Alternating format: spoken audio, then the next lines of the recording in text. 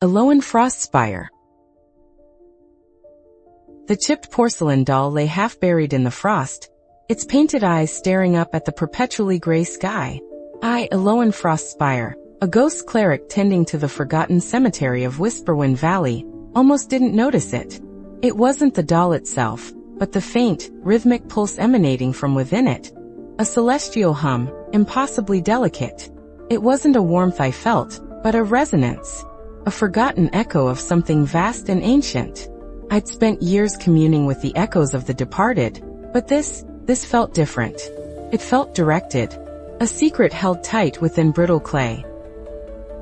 The pulse led me back to the oldest part of the cemetery, to a mausoleum sealed for centuries. No records remained of who rested within, only a single unbroken circle of star-shaped stones surrounding the structure. I spent days neglecting my duties, meticulously cleaning away the moss and lichen, tracing the strange symbols carved into the stone. The symbols weren't of any known language, but they felt familiar, like a half-remembered dream. The celestial hum from the doll intensified as I worked, guiding my hands, whispering possibilities. I needed to know what lay within, not for the dead but for something more. The mausoleum door wasn't locked, merely sealed with layers of enchanted dust. Breaking the seal required a delicate touch, a communion with the lingering energies. But each attempt met with resistance. Not a violent force but a profound sadness. The energies within didn't want to be disturbed. My own powers, usually a comforting presence, felt muted. I found myself increasingly withdrawn, neglecting the needs of the spirits who relied on my guidance. The celestial hum, once a clear beacon, became a fragmented echo. Doubts crept in. Was I pursuing a truth that was meant to remain hidden? Was my curiosity a betrayal? A traveling scholar, Silas Thorne, arrived in Whisperwind Valley, drawn by rumors of unusual celestial activity. He was a man steeped in lore, his eyes holding the weight of forgotten knowledge. He recognized the symbols on the mausoleum, identifying them as belonging to the Starweavers, a vanished civilization said to have charted the pathways between worlds. But he warned me. Another followed, a cloaked figure named Morian, who shadowed Silas' movements, his presence radiating a cold, unsettling power. Morian sought the same knowledge as I, but for reasons far more sinister. He claimed the Starweavers hadn't vanished, but ascended, and that their knowledge was too dangerous for mortal hands. Silas became my reluctant ally, while Morian remained a persistent, menacing threat. Silas deciphered a crucial part of the Starweaver text. The doll wasn't a key but a container. It held a fragment of a celestial map, a piece of the pathway to the Silent Realms, a dimension beyond mortal comprehension. Morian ambushed us, stealing the doll. In the struggle, Silas was gravely injured, whispering a final warning about the dangers of the Silent Realms before falling silent.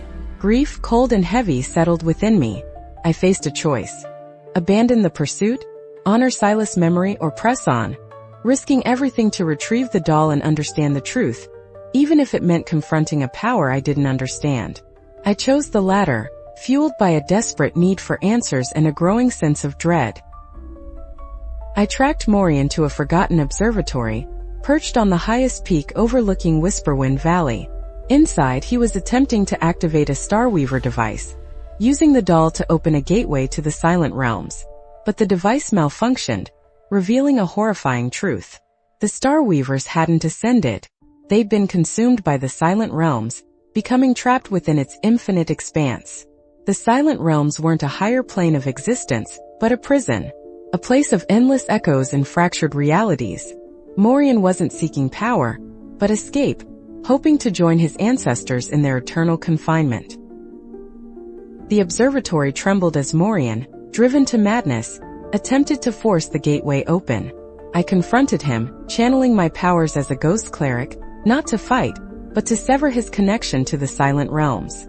It was a delicate dance, a communion with the fractured energies, a plea for release. I showed him visions of peace, of acceptance, of the beauty that still existed in the mortal world. It was a battle not of strength, but of will, a struggle to reclaim his soul from the encroaching darkness. Finally, exhausted and broken, Morian surrendered, allowing the gateway to collapse, sealing the Silent Realms once more. The observatory fell silent. The celestial hum faded, replaced by the mournful whisper of the wind. I returned the doll to its resting place in the cemetery, a silent guardian of the forgotten truth.